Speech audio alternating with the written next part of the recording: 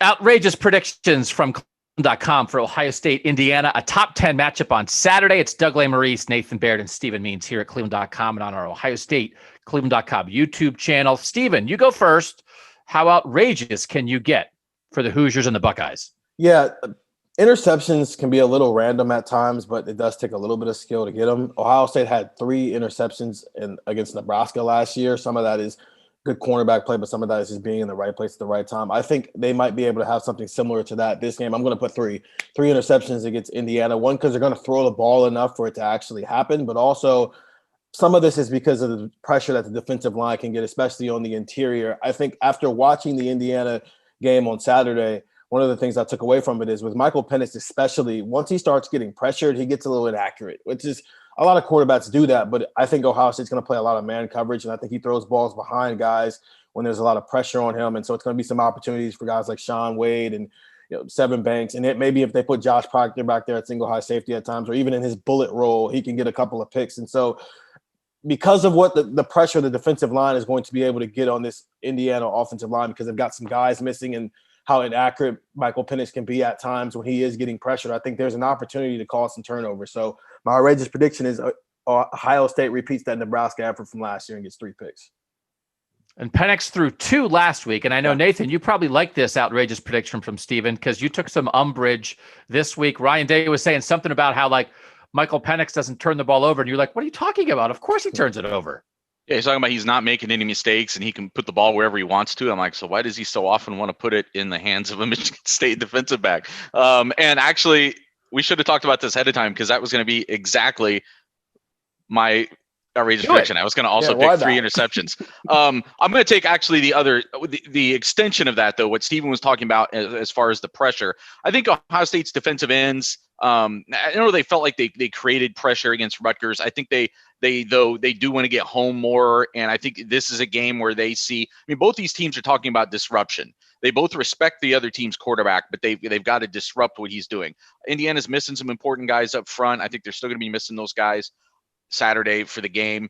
I think Ohio State gets home more. To make this a truly outrageous prediction, I'm going to say 6 sacks. I don't really think Penix is that mobile. He hasn't really shown that in his career. He's had a couple of moments here and there in his career. He had a big game against Ball State where he ran against a bunch of yards, but in Big Ten games, he's not really ever run that much. He's pretty much a pocket passer. I think Ohio State can collapse that pocket and cause the pressure that Steven's talking about that could lead to the interception. So it's something that Justin Fields is worried about from Ohio State's perspective, and Ryan Day too, about staving off the pressure that IU creates. But I think Ohio State can do that same thing and get to Penix more in this game.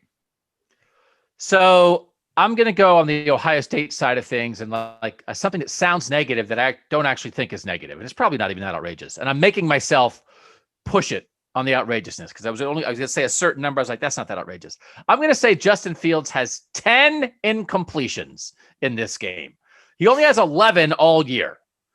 But I think this is a game where I'm coming around on the idea that Indiana might put up some points on this Ohio State defense, which will require the Ohio State offense to keep things rolling.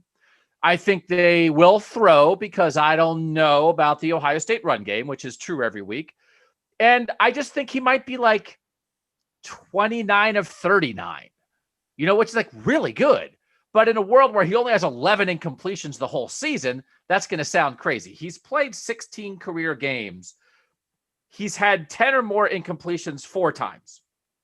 Against Indiana last year, against Wisconsin last year, and then in the Big Ten championship game against Wisconsin and against Clemson. So, sometimes the higher level of competition, and I think Indiana is, even though I thought Penn State in the moment was pretty good, I think Indiana is the highest level of competition this year. And I just think, there'll be a couple times where he's got to make some tough throws and he'll hit a lot of them, but I just don't know that he will continue to hit. Let me check the number. Is it 114% completion percentage? No, 86.7% completion percentage. That's just absolutely insane. It's 90% when he has a clean pocket. And I think he'll have a clean pocket less this week than he has in general, because I think Indiana does bring a lot of pressure. And even if Ohio State does a good job protecting, they're still going to be able to get some pressure, some hands in there not make him move his feet more than maybe some other teams have. And then how much do they switch up some of these coverages? Because if he's just going to be able to sit back there and pick a zone apart, then that's not going to happen. But if it's a lot of man and he's taking some deep shots, you don't always hit on deep shots, and that might be part of it. If they're mixing up the different coverages and not letting them get comfortable back there, 10 is not a lot of incompletions. But when you're talking about Justin Fields, it's ridiculous, actually. And he's made some awesome throws. He's been incredibly accurate. We don't have to restate the fact that he has played at an incredibly high level this year. But I just think maybe you have to ask him to make a couple more difficult throws because you've got to push it a little bit because Indiana will make you push it a little bit. So, oh no, he's only going to be 28 of 38. What will they do? 31 of 41. What a failure. I mean, 75% completion. It just won't be through the roof right like it is now. I just think Indiana will not push Ohio State to the brink or anything, but will make Ohio State come out and do some stuff. And when you're asked to do higher level things, it's harder to have a 90% completion percentage. Those are our outrageous predictions. We will have a Friday Buckeye Talk podcast where we give our picks for the game. We'll have a video on YouTube where we give our picks for the game on Friday. And then our game time decisions video Saturday morning. It's kind of letting you know what's a big thing that the coaching staff or the Ohio State players have to make a decision about against the Hoosiers. Top 10 game on Saturday. Stephen and Nathan will be there. I'll be on my couch covering that. Make sure you're at cleveland.com/OSU for all your Ohio State coverage. Now for Stephen and Nathan, I'm Doug.